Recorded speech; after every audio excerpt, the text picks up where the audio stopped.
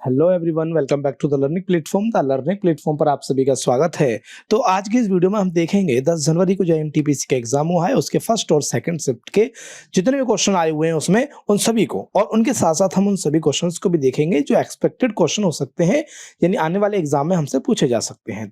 अगर आप हमारे चैनल पर नए हैं तो चैनल को सब्सक्राइब कर लें और बेल आइकन को प्रेस कर लें, जिससे कि आपको ऐसी ही knowledgeable video time to time मिल सकें। तो वीडियो को स्टार्ट करते हैं।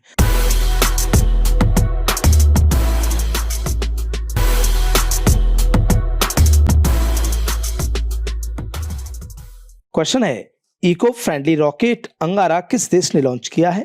तो इको फ्रेंडली रॉकेट अंगारा जो लॉन्च किया है वो रूस ने लॉन्च किया है, यानी रूसी संघीय अंतरिक्ष अभिकरण के द्वारा यह विकसित किया गया है। इसी परिवार का एक रॉकेट अंगारा A5 स्पेस रॉकेट का 14 दिसंबर 2020 को सफल परीक्षण किया। अगला क्वेश्चन है, बोकारो स्टील प्लांट किसकी सहायता से स्थापित हुआ है? तो यह सोवियत संघ की सहायता से स्थापित हुआ, जो कि तीसरी पंचवर्षीय योजना के अंतर्गत हुआ था। 1966 में प्रधानमंत्री श्रीमती इंदिरा गांधी ने बोकारो स्टील प्लांट की आधारशिला रखी थी। भिलाई इस्पात कारखाना जो कि छत्तीसगढ़ में है, यह भारत का पहला इस्पात उत्पादक संयंत्र है तथा मुख्यतः रेलों का उत्पादन करता है। दुर्गापुर इस्पात कारखाना कहाँ पर है? पश्चिम बंगाल में है। राउरकेला इस्पात कारखाना या उड़ीसा में है। बोकारो इस्पात कारखाना जो है ये झारखंड में है, और इसको इस्पात कारखाना ये आपका पश्चिम बंगाल में है। अगला क्वेश्चन है, पूना पैक्ट किनके मध्य हुआ था? तो पूना पैक्ट भीमराव अंबेडकर एवं महात्मा गांधी के मध्य हुआ था। पूना समझौता भीमराव अंबेडकर एवं महात्मा गांधी के मध्य पुणे की यरवदर सेंट्रल जेल में 24 सितंबर 1932 को हुआ था। समझौते में दलित वर्ग के लिए पृथक निर्वाचन मंडल को समाप्त कर दिया गया और दलित वर्ग के लिए आरक्षित सीटों की संख्या प्रांतीय विधान मंडलों में 71 से बढ़ाकर 147 और केंद्रीय विधायिका में कुल सीटों की 18% कर दी गई। अगला क्वेश्चन है, अर्थ समिट को किस नाम से जाना जाता है? तो अर्थ समिट को एजेंडा 21 के नाम से जाना जाता है। 3 से 14 जून 1992 में ब्राजील के रियो डी जेनेरियो शहर में विश्व के 172 देशों ने पृथ्वी सम्मेलन का आयोजन किया था। 2002 में दक्षिण अफ्रीका के शहर जोहान्सबर्ग में पृथ्वी सम्मेलन का आयोजन करके विश्व के सभी राष्ट्रों को पर्यावरण संरक्षण पर ध्यान आकर्षित किया गया। अगला क्वेश्चन है, कामाख्या मंदिर कहां पर है? तो कामाख्या मंदिर गुवाहाटी जो कि असम में है। असम में गुवाहाटी शहर के पश्चिमी भाग में नीलाचल पहाड़ी पर स्थित है। अगला क्वेश्चन है, इंटरनेशनल एटॉमिक एनर्जी एजेंसी की स्थापना कब हुई? तो इंटरनेशनल एटॉमिक एनर्जी एजेंसी की स्थापना 29 जुलाई 1957 को हुई थी, और इसका जो हेडक्वार्टर है वो वियना यानी ऑस्ट्रिया में है, और इसकी जो मेंबरशिप है वो के 172 मेंबर हैं। अगला क्वेश्चन है, शिमला समझौता इंदिरा गांधी और किनके मध्य हुआ? तो शिमला समझौता इंदिरा गांधी और जुल्फिकार अली के मध्य हुआ। इंदिरा गांधी और पाकिस्तान की तरफ से जुल्फिकार अली भुट्टो के मध्य 2 जुलाई 1972 को 1971 का भारत पाक युद्ध के बाद भारत के शिमला में एक संधि पर हस्ताक्षर हुए। इसे शिमला समझौता भी कहते हैं। अगला क्वेश्चन है, 2019 में कौन सा चक्रवात गल्फ ऑफ थाईलैंड में आया था? जो चक्रवात आया था उसका नाम है ट्रॉपिकल स्टॉर्म पाबुक, और भारत के अंडमान क्षेत्र को भी इसने प्रभावित किया था। अगला क्वेश्चन है, Tansen related to which music, यानी जो तानसेन थे वो संगीत की किस विधा से संबंधित थे? तो ध्रुपद से संबंधित थे। तानसेन का बचपन का नाम रामतनु था, और तानसेन का मकबरा और तानसेन समारोह कहां पर होता है? ग्वालियर में होता है। अगला क्वेश्चन है, कलपक्कम परमाणु ऊर्जा संयंत्र में रिएक्टर का नाम क्या है? तो इसका नाम है कामिनी, और यह भाभा परमाणु अनुसंधान केंद्र बार्क और Indira Gandhi centre for atomic research यानी IGCAR द्वारा संयुक्त रूप से डिजाइन और निर्मित किया गया है। अगला क्वेश्चन है, क्रोएशिया का सर्वोच्च नागरिक पुरस्कार 2019 में किस भारतीय को दिया गया? तो यह पुरस्कार जो दिया गया वो रामनाथ कोविंद जी को दिया गया। अगला क्वेश्चन है, नीति आयोग के प्रथम अध्यक्ष कौन है? तो नीति आयोग के प्रथम अध्यक्ष हैं नरेंद्र मोदी, और फर्स्ट वाइस चेयरमैन कौन है? तो अरविंद पनगरिया हैं। अगला क्वेश्चन है, 9 भाषाओं की कॉमन लिपि का नाम क्या है? तो 9 भाषाओं की जो कॉमन लिपि है उसका नाम भारतीय लिपि है।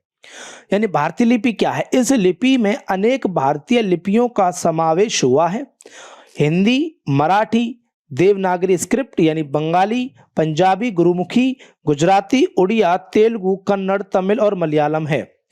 भारतीय प्रौद्योगिकी संस्थान मद्रास के शोधकर्ताओं ने डॉक्टर रामनिवास चक्रवर्ती के नेतृत्व में भारतीय लिपि नामक एक लिपि बनाई गई जो 9 भारतीय भाषाओं के लिए प्रयोग की जा सकती है। अगला क्वेश्चन है, क्लब ऑफ रोम द्वारा प्रस्तुत report the limit to growth कब प्रकाशित हुई? तो 1972 में यह प्रकाशित हुई। द लिमिट टू ग्रोथ, इसके बारे में कुछ जानते हैं। क्लब ऑफ रोम द्वारा प्रस्तुत और फॉक्सवैगन फाउंडेशन द्वारा वित्त पोषित एक रिपोर्ट है जिसमें पृथ्वी के सीमित संसाधनों और चरघातांकीय दर से बढ़ती जनसंख्या और आर्थिक क्रियाओं के आपसी संबंधों को कंप्यूटर मॉडल द्वारा प्रोजेक्ट करने की कोशिश की गई है। अगला क्वेश्चन है, द्वितीय पंचवर्षीय योजना किस मॉडल पर आधारित है? तो द्वितीय पंचवर्षीय जो योजना है वो पीसी महालनोबिस मॉडल पर आधारित है और प्रथम पंचवर्षीय योजना हैरोल्ड डोमर मॉडल पर आधारित है और तीसरी पंचवर्षीय योजना का अन्य नाम गाडगिल योजना है।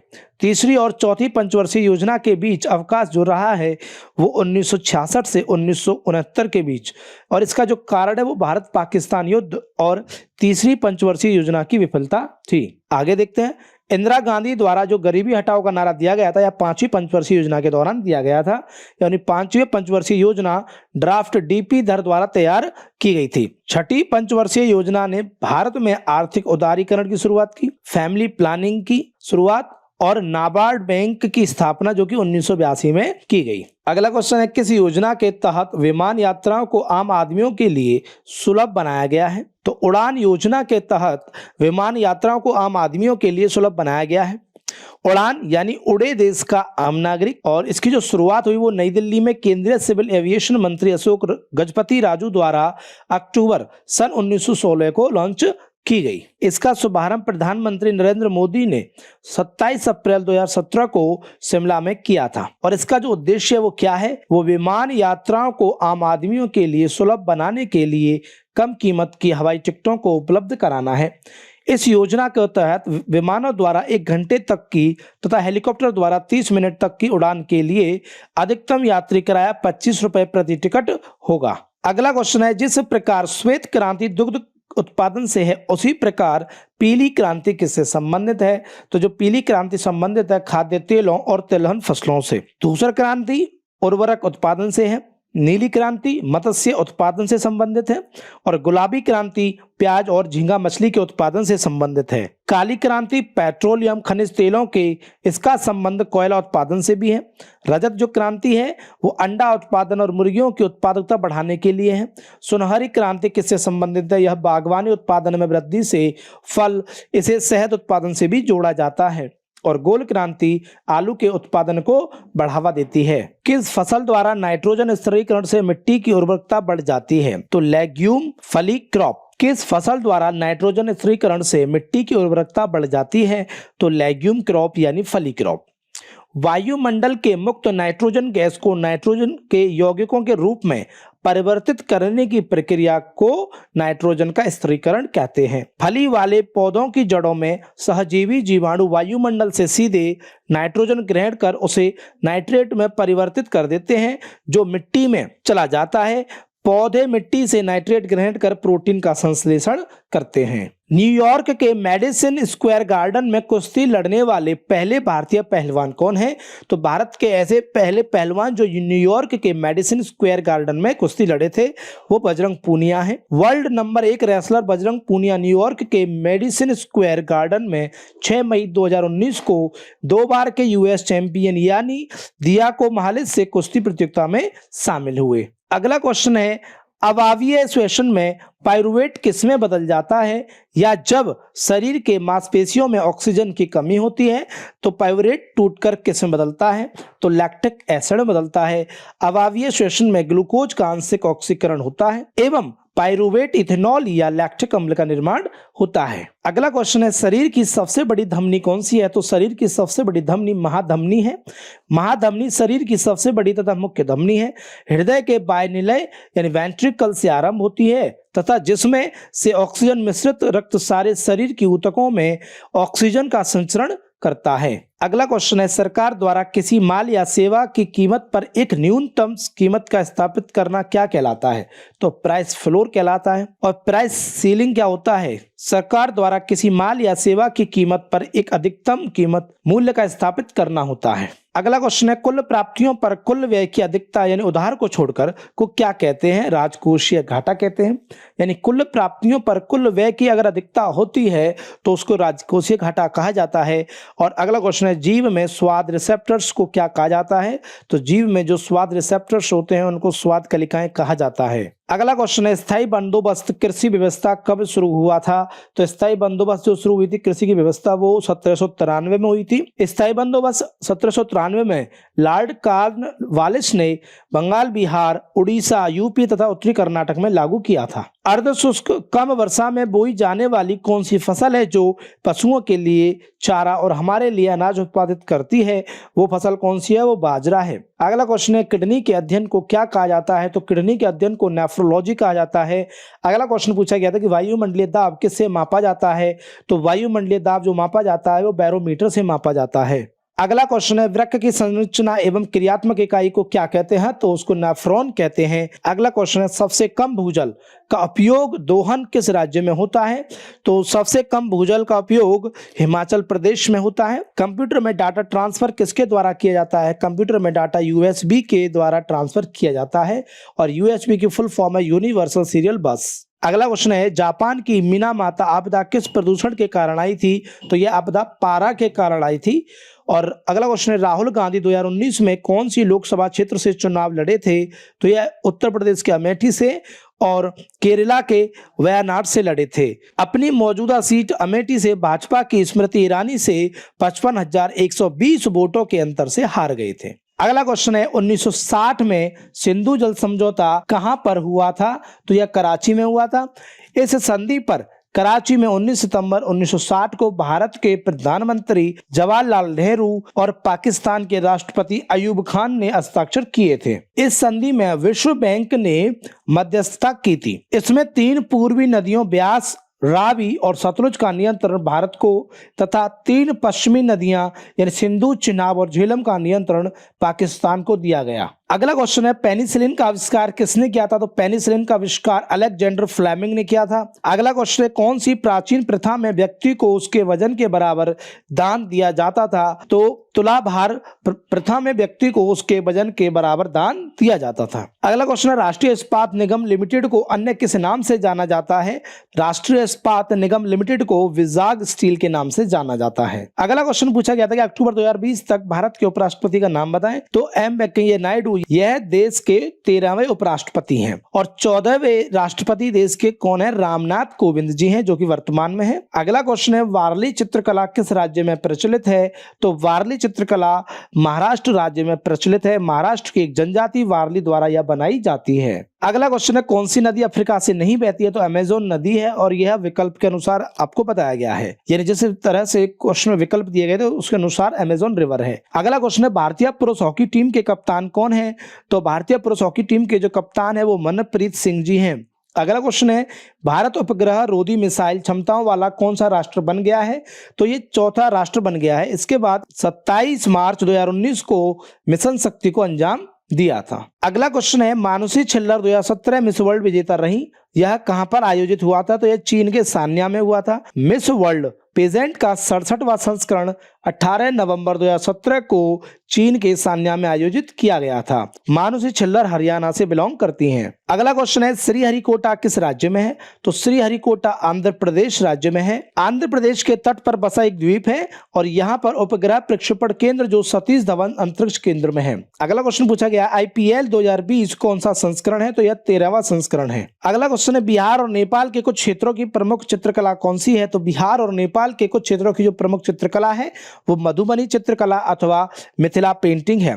पट्टचित्र कहाँ की है? उड़ीसा की है। पिथौरा गुजरात की है और कलमकारी आंध्र प्रदेश की है। वर्ली महाराष्ट्र की है और थांका चित्रकला बौद्ध धर्म से संबंधित नेपाल एवं तिब्बत में प्रचलित है। अगला क्वेश्चन है, प्रधानमंत्री जन धन योजना किसने लॉन्च की थी? तो प्रधानमंत्री जन धन योजना श्री नरेंद्र मोदी ने लॉन्च की थी योजना की घोषणा 15 अगस्त 2014 को हुई और इसका शुभारंभ 28 अगस्त 2014 को हुआ। और योजना का नारा क्या था? योजना का नारा था मेरा खाता भाग्य विधाता। और जो मंत्रालय था इसको लॉन्च करने वाला कौन सा? मिनिस्ट्री ऑफ फाइनेंस यानी वित्त मंत्रालय। और इस योजना के तहत उद्घाटन के दिन 15 मिलियन यानी 1.5 करोड़ बैंक खाते खोले गए थे। अगला क्वेश्चन है, भारत और श्रीलंका के मध्य कौन सी जल संधि है? तो भारत और श्रीलंका के मध्य पाक जल संधि है। भारत के तमिलनाडु राज्य और श्रीलंका के उत्तरी प्रांत के जाफना जिले के बीच में स्थित एक जल संधि है। यह जल संधि पूर्वोत्तर में पाक खाड़ी को दक्षिण पश्चिम में मन्नार की खाड़ी से जोड़ती है। अगला क्वेश्चन है, प्रथम भारतीय स्वतंत्रता संग्राम किसे कहा जाता है? तो 1857 की क्रांति को प्रथम भारतीय स्वतंत्रता संग्राम कहा जाता है। 1857 की क्रांति की शुरुआत 10 मई 1857 को मेरठ में हुई थी और 10 मई को प्रत्येक वर्ष क्रांति दिवस के रूप में मनाते हैं। अगला क्वेश्चन है, विश्व में इंग्लिश चैनल को पार करने वाली प्रथम महिला कौन है? तो विश्व में इंग्लिश चैनल को पार करने वाली प्रथम महिला आरती साहा है। 29 सितंबर 1959 को वे एशिया से ऐसा करने वाली प्रथम महिला तैराक बन गईं। आरती साहा को 1960 में पद्म श्री से सम्मानित किया गया था। वह इस पुरस्कार को प्राप्त करने वाली पहली भारतीय महिला खिलाड़ी थीं। अगला क्वेश्चन है, डोनाल्ड ट्रंप अमेरिका ने चीन की किस टेलीकॉम कंपनी पर बैन लगा दिया था? तो हवाई कंपनी पर बैन लगा दिया था। असहयोग आंदोलन और खिलाफत आंदोलन का क्या परिणाम रहा? विदेशी वस्तुओं का बहिष्कार किया गया और स्वदेशी वस्तुओं का प्रयोग किया गया। 2 या 2 से अधिक पदार्थों के समांगी मिश्रण को क्या कहते हैं? 2 या 2 से अधिक पदार्थों के समांगी मिश्रण को विलयन कहते हैं। अगला क्वेश्चन है, सबसे बड़ा लिखित संविधान किस देश का है? तो सबसे बड़ा लिखित संविधान भारत देश का है और शब्दों के आधार पर मोनाको का संविधान सबसे छोटा लिखित संविधान है। भारत में निम्न में से किस सिटी में मेट्रो निर्माणाधीन है? तो पुणे में सिटी मेट्रो निर्माणाधीन है। अगला क्वेश्चन है, Bill Gate Microsoft window operating system का नाम क्या रखना चाहते थे? तो Bill Gates Microsoft window operating system का नाम इंटरफेस मैनेजर रखना चाहते थे। तो आज की वीडियो में बस इतना ही। अगर आपको वीडियो अच्छी लगी हो तो वीडियो को लाइक जरूर करें, अपने दोस्तों के साथ ज्यादा से ज्यादा शेयर करें। तो आज की वीडियो में बस इतना ही। Thank you.